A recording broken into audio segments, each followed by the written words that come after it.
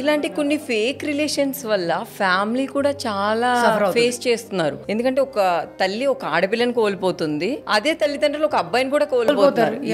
ఇద్దరు మోసం చేసే వాళ్ళు ఉన్నారు. ఇలాంటి వాళ్ళకి మీరు డైరెక్ట్ గా ముఖం మీద ఒకటి చెప్పాలంటే ఏం చెప్తారు? అలా మోసం చేసి ఫ్యామిలీని బదనం చేసే వాళ్ళకి ఒకటి చెప్పేది ఏంటంటే ఆ సిచ్యువేషన్స్ మేబీ డిమాండ్ చేస్తే కావచ్చు. ఆ టైంలో ఏంటంటే వాళ్ళిద్దరి బాండింగ్ వల్ల వాళ్ళు అప్పుడు బాగుంటారు. ఇప్పుడు మదర్ ఫాదర్ ని ఏంటంటే అరే వద్దు మీ రిలేషన్ మీకు ఎందుకు మేము ఏదో పెళ్లి చేస్తామంటే అప్పుడు ఆ టైంలో వింటారు. ఎందుకంటే వాళ్ళ ఇద్దరు బాండింగ్ బాగుంటుంది, వాళ్ళ సిచ్యువేషన్స్ బాగుంటాయి.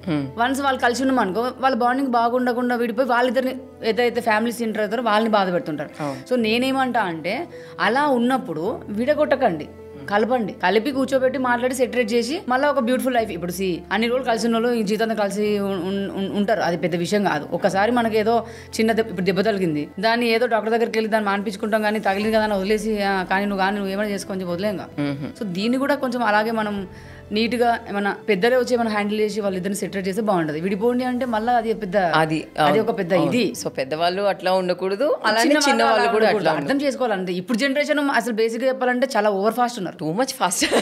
ఎట్లా ఓవర్ ఫాస్ట్ అంటే మనం నడిచే వాళ్ళం వాళ్ళు ఉరుకుతున్నారు, రన్ చేస్తున్నారు వాళ్ళ లైఫ్ లో. ఏంది ఇది కాకపోతే ఇంకోటి, ఇది కాకపోతే ఇంకోటి, ఇది కాకపోతే ఇంకోటి. చూసినప్పుడు నీకు అనిపిస్తుందా బాను ఇచ్చి ఇట్లా లేదు లైఫ్ లో? ఎన్నిసార్లు అనుకోరు తెలుసా? అంటే మనకంటే చాలా చిన్నోళ్ళు ఉంటారు, మనకు ఆ థాట్స్ కూడా రావు. ఆ ఏజ్ కాదు, ఈ ఏజ్ లో కూడా రావు, వాళ్ళకి వస్తున్నాయి. అది ప్లస్ మైనస్ అంటే మంచి వేలో వెళ్తే ప్లస్. ఇప్పుడు చాలా చిన్న వాళ్ళు చాలా మంచి అచీవ్మెంట్స్ తో ఉన్నారు మన వాళ్ళు. చాలా మంది ఇప్పుడు ప్లేయర్స్ కానివ్వండి, ఏమైనా ఫుట్బాల్ ప్లేయర్స్ అవ్వండి, చాలా మంది చూస్తే మన ఇండియన్స్ చాలా మంది రన్నర్ అప్ అవ్వచ్చు, విన్నర్స్ అవ్వచ్చు. ఇలా చూస్తుంటే వాళ్ళకు 20, 22 అలానే ఉన్నాయి.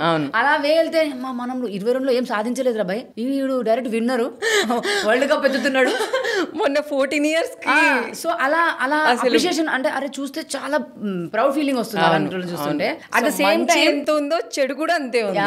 ఈ ఫాస్ట్ జనరేషన్ కి ఏంటంటే 50% మంచి ఉంది, 50% చెడు ఉంది. అదే మంచి వెళ్ళే వాళ్ళకి మంచి ఉంది, ఈ చెడు వెళ్ళే వాళ్ళకి అంతే సేమ్ చెడు జరుగుతుంది. అంతే జరుగుతుంది. సో కొంచెం కంట్రోల్ గా ఉంటే, జాగ్రత్తగా సెటిల్డ్ గా ఉండాలి. దేన్ని చూసి మనం నేనైతే అనుకున్నా, నేనున్నప్పుడు ఈ 2022లో ఇంత థాట్స్ నాకు లేదు. పద్ధతిగా వెళ్ళాలి, ఎలా షూటింగ్లు చేయాలి, ఎలా ఇంటికి రావాలి, ఇలాంటి ఉండేవి. ఏ కమాన్ బ్యాకప్ చలో ఏ బాబు. నీ అంటే ఆ ఏజ్ లో అంటున్నావు అసలు బాగుంది. ఏజ్ 53 లేదురా, యాక్చువల్గా మొన్ననే 63 నుంచి 64 వరకు ఐ మీన్ 30s. వావ్, 16 లో ఉన్నావురా నువ్వు. అరే ప్లీజ్ రా అలా చెప్పకురా, నేను మళ్ళీ తినయ్యాలా. సో బేసిక్గా ఏంటంటే బాను, మనం ఈ లవ్ గురించి మాట్లాడుకున్నాం. ఇప్పుడున్న లివింగ్ రిలేషన్షిప్స్ ఉన్నాయి, కొంతమంది ఉన్నారు, అందరూ లేరు, చాలా మంది ఉన్నారు సార్. అవి చూసినప్పుడు మీకు ఏంటి, అబ్బో మన చిన్నప్పుడు ఇదంతా ఏంటంటే పెళ్లి చూపుల్లోనే పెళ్లి కొడుకుని చూడాలి, ఇప్పుడు లేవు కదా డైరెక్ట్ ఫేస్బుక్లలో పెళ్లి చూపులు, ఇన్స్టాగ్రామ్లలో పోస్టులు, వాట్సాప్లో ఏమంటారు వెడ్డింగ్ కార్డు. బేసిక్గా నా చిన్నప్పుడు మా సిస్టర్స్ వాళ్ళు, మా బావగారు వాళ్ళు వచ్చినప్పుడు మాకు ఇలా అనుకుని ఇలా చూసి అప్పుడే సిగ్గుపడ్డా. పెళ్లి కూతురు తెలుసా, హలో ఇటు చూడు, కింద చూస్తున్నావు ఏంది ఇది చూసినప్పుడు మీకు ఏమనిపిస్తుంది? సరే అది చెప్తారు కదరా, ఫాస్ట్ జనరేషన్ ఫుల్ ఇట్లా ఉరుకుతుంది. సో అది బాగుందా ఇది బాగుందా? అదే బాగుందిరా.